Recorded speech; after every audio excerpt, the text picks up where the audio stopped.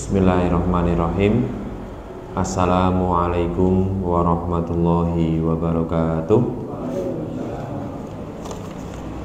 Alhamdulillah, alhamdulillahilladzi hadana lihada wa ma kunna linahtadiya laula an hadanallah. Asyhadu an la ilaha illallah wahdahu la syarikalah wa asyhadu anna Muhammadan abduhu wa rasuluhu la nabiyya wa la rasula ba'dah. Allahumma salli wa sallim wa barik ala rasulillah wa ala alihi wa ashabihi wa man walah wa la hawla wa la quwata illa billah. Rabbana la ilma lana illa ma 'allamtana innaka antal alimul hakim wa tub alaina innaka antat tawwabur rahim. Bapak-bapak, ibu-ibu yang saya hormati, mari kita awali kajian kita pada pagi hari ini dengan membaca basmalah. Bismillahirrahmanirrahim. Kita masuk hadis syarat dan larangan dalam jual beli dari kitab Jual Beli Bulughul Maram. Ini saya bacakan, bisa diperhatikan. Wa'an, dan dari Abi Sa'idin Al-Khudri, dan dari Abu Sa'id Al-Khudri radhiyallahu anhu, semoga Allah meridhoinya, annan nabiyya sallallahu alaihi wasallam, bahwasanya Rasulullah sallallahu alaihi wasallam naha, beliau melarang. Apa yang dilarang? Yang pertama adalah an syira'i ma fi butunil an'am, melakukan jual beli anak yang masih berada dalam kandungan, hatta tado'a, sebelum dilahirkan. Jadi jual beli yang pertama yang dilarang oleh Rasulullah Shallallahu Alaihi Wasallam adalah menjual janin yang ada di dalam perut induknya. Ini yang dilarang. Akan tetapi apabila yang dijual itu janin plus bersama dengan induknya, atau seekor sapi atau seekor kambing yang sedang hamil, dia membeli kedua-duanya, yaitu membeli sapinya dan membeli janin yang berada di dalam perut sapi, ini diperkenankan. Yang tidak boleh adalah membeli janin yang belum keluar dari perut induknya. Tapi kalau membeli sapi yang hamil, kambing yang hamil, itu malah diperbolehkan. Kenapa membeli janin yang masih di dalam perut induknya ini hukumnya dilarang? Karena jual beli tersebut adalah jual beli yang sifatnya gharar. Ada kemungkinan tipu-tipu. Bisa jadi saat terlahir janin tersebut mati. Bisa jadi saat terlahir janin itu laki-laki atau perempuan. Jenengan nek menawi ngopeni lembu niku pedet lanang kalih pedet wedok niku larang pedet lanang. Mesti larang pedet lanang. Pedet wedok niku mboten pati awis. Seandainya kita membeli anak yang masih di dalam janin dengan harga pedet wedok, ternyata yang keluar adalah pedet lanang, itu pasti orang yang menjual itu gelo. Yang membeli ya dan sebagainya nggih. Jadi hal tersebut kenapa dilarang? Karena ada unsur ghoror. Ghoror itu ada unsur tipu-tipu. Terus niku tipu-tipu. Itu yang pertama. Apalagi nanti kita akan menghadapi Idul Adha. Nah, nanti beda lagi. Nah, ini yang disampaikan oleh para ulama pengertiannya seperti ini. Niki hadisnya pengertiannya ringan semua, tidak terlalu berat. Wa an bai'i ma fi duru'iha. Juga dilarang menjual susu ya, apakah susu sapi atau susu kambing yang masih berada di dalam teteknya.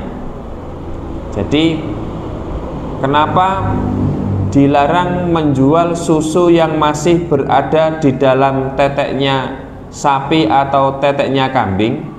Karena ukurannya tidak jelas.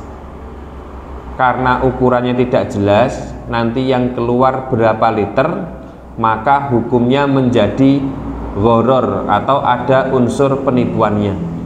Kecuali kalau sudah dikeluarkan susu tersebut, lalu susu tersebut bisa diketahui volumenya, maka hal tersebut tidak apa-apa alias diperbolehkan. Jadi karena tidak diketahui ukurannya, maka ada unsur ghoror atau unsur jual beli yang menipu. Jadi Nabi itu memberikan contoh-contoh daripada jual beli yang sifatnya ghoror di zaman dahulu. Nah, kalau zaman sekarang seperti apa? Nah, nanti akan banyak. Yang ketiga, wa an syira'il abdi wa huwa abik. Yang ketiga adalah menjual seorang hamba tetapi hamba tersebut melarikan diri. Jadi syarat sah jual beli adalah barang itu harus ada. Lah, kalau di zaman dahulu orang itu menjual budak, syarat sahnya adalah budak itu ada.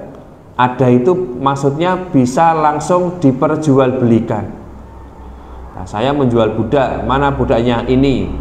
Lalu orang yang membeli, ini uangnya, jelas. Lah, kalau budak itu ternyata melarikan diri, yang belum tentu bisa ditangkap budak tersebut, maka jual beli tersebut adalah jual beli yang sifatnya ghoror. Ada unsur penipuan dan ada unsur kerugian yang nanti didapatkan oleh sang pembeli tersebut. Hal ini sama juga dengan orang yang menjual burung yang dia miliki tapi lepas, dengan gadah manuk murai batu. Lah niku maneke ucul. Maneke ucul nek pas tenggone kandange niku jenengan sade kalih yuta, niki amargi ucul tak dol 50.000 wae. Sapa sing iso nuku manukku, syarat bisa menangkap cukup dibayar 50.000 saja. Lah niku tidak diperkenankan. Kenapa? Ini menjual barang yang tidak bisa ditangkap. Terus menjual burung yang keluar dari kandangnya sehingga tidak bisa ditangkap, maka jual beli tersebut termasuk jual beli yang ghoror. Nek manuk nggih, mungkin dodolan pitik. Wah, iki aku duwe pitik rasa dicekel tak dol wae. Didol pinten? Nek pitik iso dicekel, didol 100.000. Ora iso dicekel, tak dol 50.000 wae. Nah, kenapa? Karena pitik ini ku angel dicekel. Nah, angel dicekel akhirnya didol 50.000 mawon. Nah niku nek pitik nggih, kula niku gadah pitik niku mboten saged dicekel. Nah, akhirnya kula kali ibu kula ngenten wis sapa sing iso ngepek pitikku halal untuk disembelih. Nah, niku jelas halal untuk disembelih, tidak ada unsur jual belinya. Nah, tapi nek ngedol pitik sing mboten saged dicekel, cekelane angel, lah niku dengan harga yang murah, ini termasuk jual beli yang memiliki sifat gharar atau unsur penipuan. Yang selanjutnya, wa an syira'il maghanim, lalu menjual daripada harta rampasan perang, hatta tuqassam, sampai harta rampasan perang tersebut dibagikan. Jadi tidak boleh melakukan transaksi jual beli harta ghanimah sampai harta ghanimah itu dibagikan. Lah, kenapa dilarang menjual beli harta ghanimah? Dapat. Jadi zaman dahulu saat Nabi dan para sahabat melakukan perang, biasanya kalau musuh ini melarikan diri dan meninggalkan harta, biasanya harta disebut dinamakan dengan harta ghanimah atau harta rampasan perang. Nah, niku angen-angen engko nek entuk bagian sapi semene engko arep tak dol. Engko nek entuk sapi semene tak dol. Nah, daripada mboten betah terus sanjang kalih rencange, aku kira-kira engko entuk sapi loro, gelem rambuke mbok tuku saiki. Nah, saiki niku kan berarti barangnya mboten jelas. Nah, maka dari itu ini juga dilarang. Selanjutnya, wa an syira'is shadaqat hatta tubbaq, dilarang juga menjual barang yang diterima daripada zakat, ini dilarang untuk dijual belikan. Jadi seseorang itu mungkin dia mendapatkan bagian zakat, zakatnya tidak dalam bentuk uang, tetapi zakatnya dalam bentuk barang. Nah, orang itu mikir ngeten, seandainya dia itu orang fakir miskin, di Idul Fitri tahun lalu dia mendapatkan beras 50 kilo. Nah, dia ngenangan tahun iki aku yo mesti untuk beras 50 kilo. Nah, dia di Ramadan terakhir dia sudah menjual beras zakatul fitri yang belum dia terima seharga 50 kilo dan dia menerima uangnya. Ki aku delok engkas arep nampa beras 50 kilo, tapi arep tak dol saiki. Sing biasane pasarane sekuline 13.000 tak dol 10.000 wae. Lalu dia menerima uang sebanyak 500.000. Ya, tapi ternyata dia tidak menerima beras zakatul fitri sebanyak 50 kilo, tapi dia menerima hanya 40 kilo. Lah niku yang rugi siapa? Yang rugi adalah pembelinya. Maka ini termasuk jual beli yang sifatnya adalah sifatnya gharar. Ini contoh-contoh yang diungkapkan oleh Rasulullah. Lalu selanjutnya, wa an darbatil ghais, lalu melakukan jual beli dengan seorang penyelam. Lah, seorang penyelam. Lah, mungkin kalau di zaman sekarang kalau ada teman atau rekan yang hobinya mancing, teng daerah kula niku daerah sing sering dilewati kalih piantun-piantun ingkang mancing. Kula niku kadang-kadang gumun nggih. Wong Solo kula niku bar subuh saking langgar tumbas lawuh teng warung niku pun wonten wong sing siap-siap sampun mancing. Ditangati daleme pundi? Daleme Solo. Berarti sadurunge subuh niku sampun budal mancing niku. Masya Allah. Niku termasuk wah wong elok nih. Lah niku wong elok. Kadang-kadang orang itu kalau sudah tergila-gila dengan mancing niku mboten nangsal dikandani marake padu mriki. Bojoe ditinggal lunga napa meneh ustaz sing ngandani. Kadang-kadang mboten mandi. Lah contohnya juga kalau kita membeli ikan kepada orang yang berangkat mancing, nek wong mangkat mancing jenengan pun caos arto, nyoh tak kei dhuwit 50.000. Engko entuk iwak sepiro tak tuku. Dengan harga berapa? 50.000. Terus ngekei dhuwit wong sing mancing 50.000 dengan akad entuk iwak sepiro aku gelem nompo. Ini juga termasuk jual beli yang sifatnya gharar, ada unsur penipuan. Kenapa? Ya kalau dia pulang mendapatkan ikan, kalau dia pulang tidak mendapatkan ikan, ya kalau dia mendapatkan ikan seberat 3 kilo, kalau hanya mendapatkan ikan setengah kilo, ini ada unsur yang sifatnya gharar. Kecuali yang mancing itu pulang, setelah itu dia membawa ikan, lalu ikannya dijual kepada orang lain. Niki wonten iwak mujaire pinten, wonten iwak nilane sementen, monggo. Kula sade sementen nek kersa monggo. Nah, itu jual beli yang jelas. Nah, kalau membeli ikan dari orang yang akan mancing, kemudian dapat seberapa berat kilonya itu qadarullah, ini yang dilarang. Kecuali nyangoni nggih, nyoh tak sangoni nyoh. Nah niku tak sangoni, niku benten melih. Akate niku nyangoni. Nyoh tak sangoni 50.000. Wedine nek entuk iwak aku mbokae ya gelem, ora ya ora apa.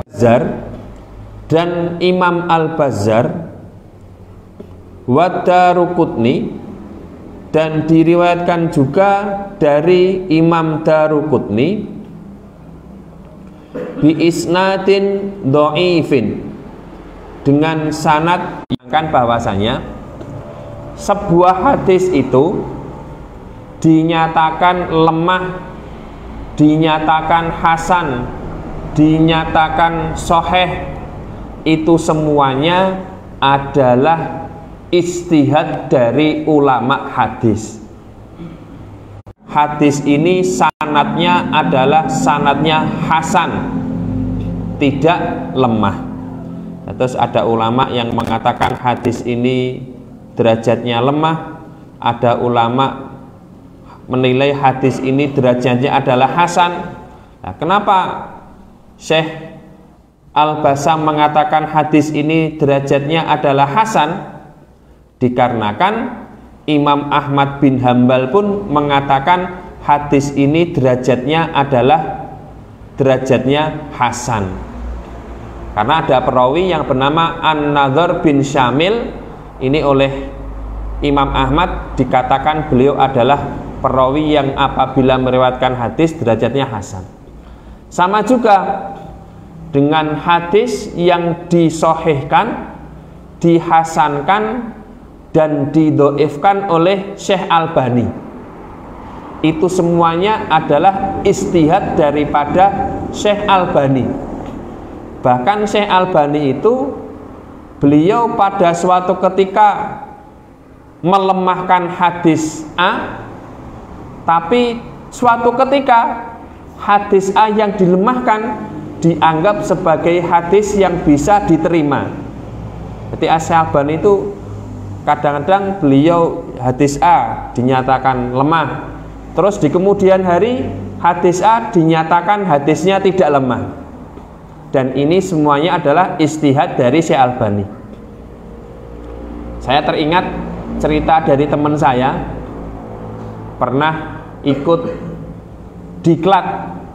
Diklat niku nek teng bahasa Arab dinamakan daurah keagamaan yang dilaksanakan di Jawa Timur. Yang mengisi adalah muridnya Syekh Albani. Terus ada orang ustadz yang bertanya kepada muridnya Syekh Albani, Syekh, kenapa hadis ini Anda nilai lemah, padahal Albani mengatakan hadis ini bisa diterima? Terus Syekh itu jawab begini, guru kami Syekh Albani tidak mendidik kami fanatik kepada dirinya, alias tidak fanatik menjadi penggemarnya Albani. Guru kami membolehkan kami berbeda di dalam menilai sebuah hadis. Nanti Syekh Albani mengatakan ini lemah, muridnya mengatakan hadis diterima, ya tidak apa-apa. Nah, itu perbedaan ulama di dalam menentukan hadis ini lemah atau menentukan hadis ini tidak lemah. Sama juga mungkin dengan NU dan Muhammadiyah.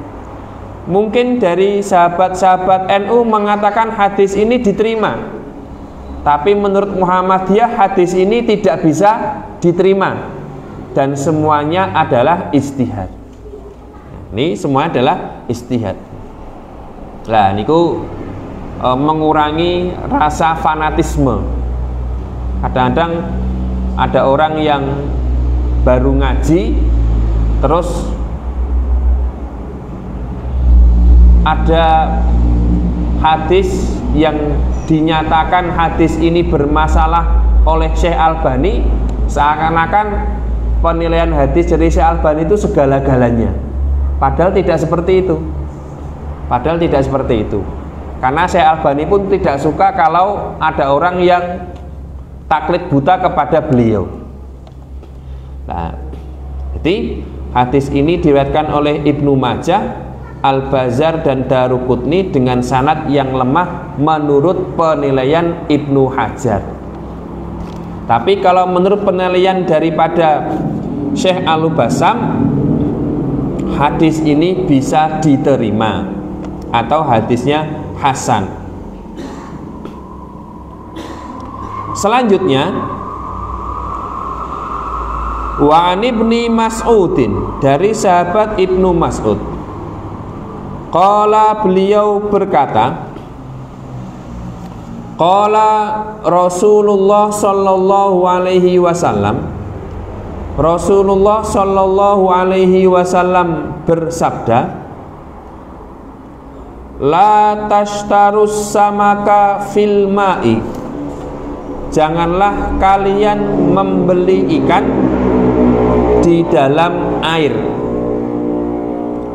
fa innahu ghororun, maka sesungguhnya ini adalah sebuah ghoror. Nah, hadis ini kalau tidak diterangkan maka jatuhnya bisa salah paham. Nah, berarti nek tuku iwak isih urip ora entuk. Lah, kadang-kadang jangan disalahpahami seperti itu. Karena apa? Kadang-kadang kalau orang membeli ikan hias, ikannya masih di dalam air. Yang dimaksud dari sini adalah dilarang jual beli ikan yang mana ikan itu adalah ikan konsumsi, namun ikan itu kita jual belikan ikan tersebut masih di dalam kolam. Contoh, kula gadah iwak, kula gadah lele. Lelene kula openi tenggone kolam. Terus lele itu saya beli bibitnya seberat 50 kg. Nah, terus kula sade karena sudah 4 bulan, sudah layak untuk panen. Kemudian saya jual. Lalu ada orang yang membelinya kita apa adanya. Kita mengatakan dulu saya membeli bibit lele ini 50 kg, tidak ada yang mati. Ini jenengan mau membeli berapa? Lah, orang yang menjual seperti itu sudah salah. Kenapa salah? Harusnya lele tersebut diambil dulu, lalu ditimbang, setelah itu baru transaksi jual beli. Kenapa? Ya karena harus jelas. Jelas apa? berat lelenya itu berapa. Nah, kalau tidak seperti itu jatuhnya menjadi gharar. Nah, jatuhnya menjadi gharar, kan tidak jelas. Tidak jelas. Maka dari itu hal tersebut termasuk hal yang syubhat atau hal yang hukumnya masih remang-remang. Hukumnya masih remang-remang niku mboten jelas. Nah niku saene nek sadean lele yang konsumsi ya ditimbang dulu. Nah, setelah ditimbang baru jual belikan itu.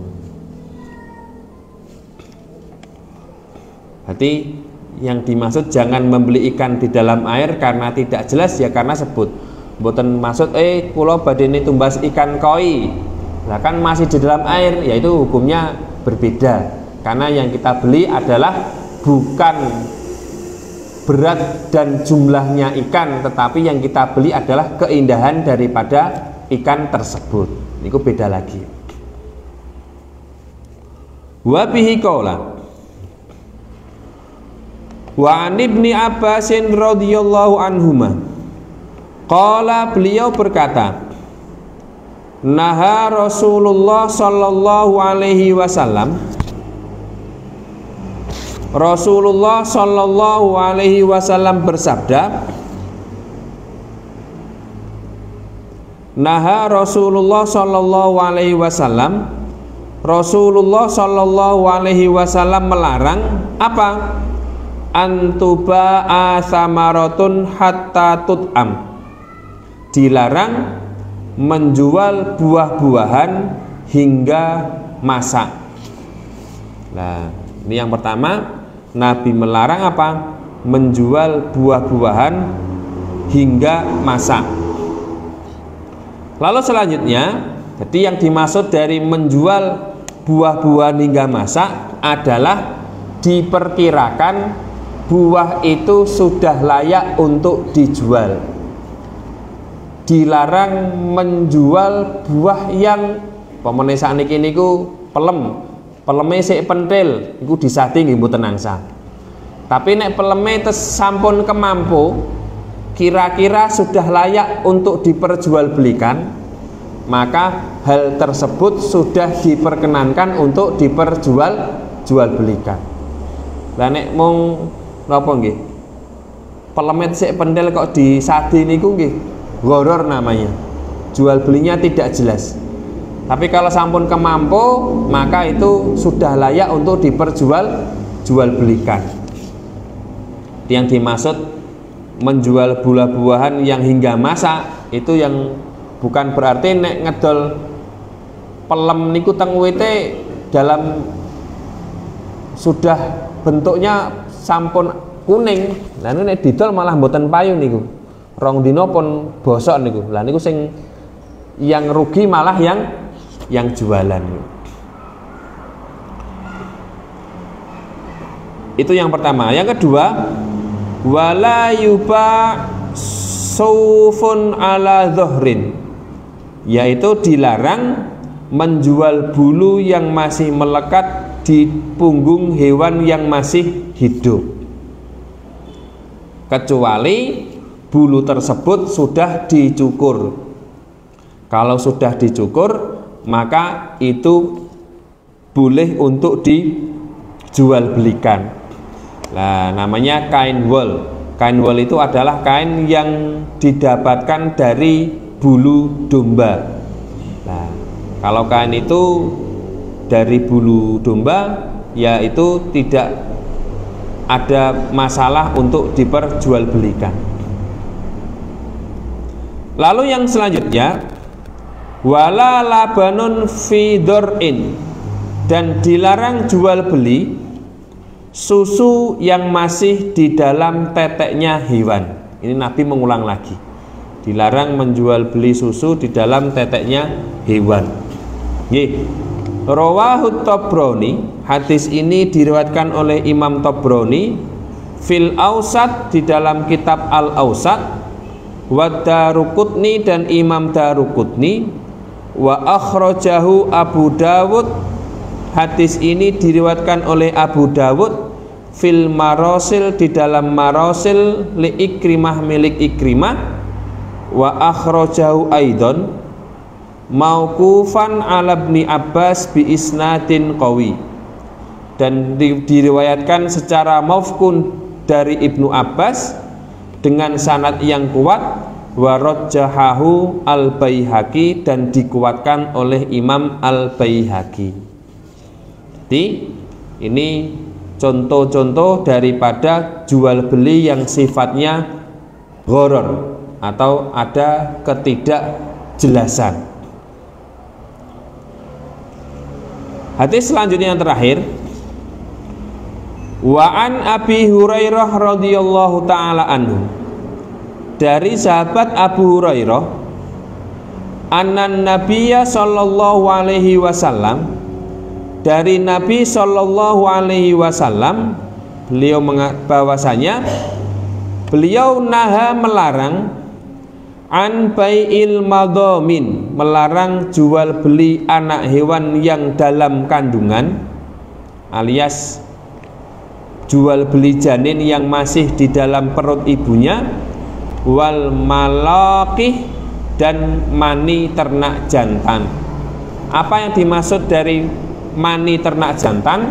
Kata ulama fikih zaman sekarang, jadi jual beli mani atau sperma sapi atau jual beli sperma kambing itu ada dua. Yang pertama yang diperbolehkan, yang kedua yang dilarang. Nah, ini yang dilarang adalah menyewa kambing jantan atau menyewa sapi jantan untuk menghamili atau membuat hamil sapi betina atau kambing betina. Jenengan gadah sapi wedok, sapi wedok ini ku jenengan karepe iki ndang pengen cepet-cepet meteng, lalu pinjam atau nyewa dengan membayar uang tertentu sapi jantan milik orang lain, lalu akhirnya dikawinkan. Maka kata ulama di zaman sekarang, ini yang dilarang di zaman Nabi. Adapun dengan kawin suntik yang dilakukan oleh mantri hewan, ini diperkenankan. Kenapa diperkenankan? Karena sperma yang dijual oleh mantri hewan tersebut jenisnya jelas, ukuran dan volumenya maninya pun juga jelas. Karena ukurannya jelas, terus jenis spermanya pun juga jelas, maka kata ulama zaman sekarang ini yang diperbolehkan. Terus mantri hewan itu ya boleh. Kenapa? Karena dia menjual sperma sapinya jelas, ukurannya jelas. Nah, tapi nek ngawin ke sapi wedok karo sapi lanang, terus sing duwe sapi lanang diopahi 100.000, ini dilarang. Kenapa? Karena spermanya volumenya tidak jelas.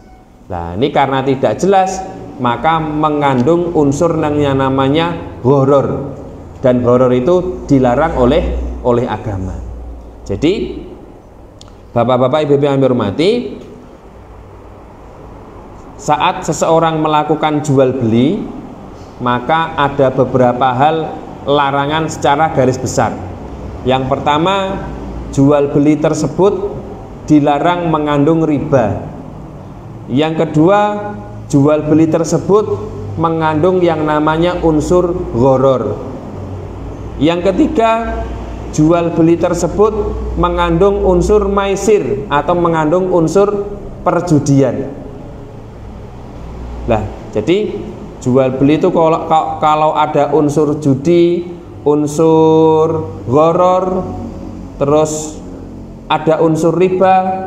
Yang keempat, barang yang dijual itu adalah barang haram, dipastikan jual beli itu tidak sah.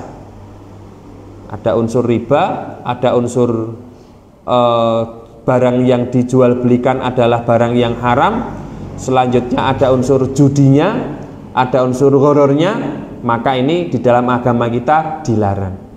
Nah, terus ini hadis-hadis yang saya sampaikan ini adalah contoh-contoh jual beli yang dilarang di zaman Rasulullah yang mungkin sampaikan, tidak usah berlama-lama. Jika ada yang benar dari Allah, ada salah dari saya sendiri. Wassalamualaikum warahmatullahi wabarakatuh. Mungkin ada yang mau ditanyakan mengenai jual beli yang sifatnya dilarang oleh agama. Monggo. Betul mboten nggih? Nggih. Saya kira cukup jelas. Diakhiri dengan bacaan kafaratul majlis. Subhanakallahumma wa bihamdika asyhadu an la ilaha illa anta astaghfiruka wa atubu ilaik. Wassalamualaikum warahmatullahi wabarakatuh.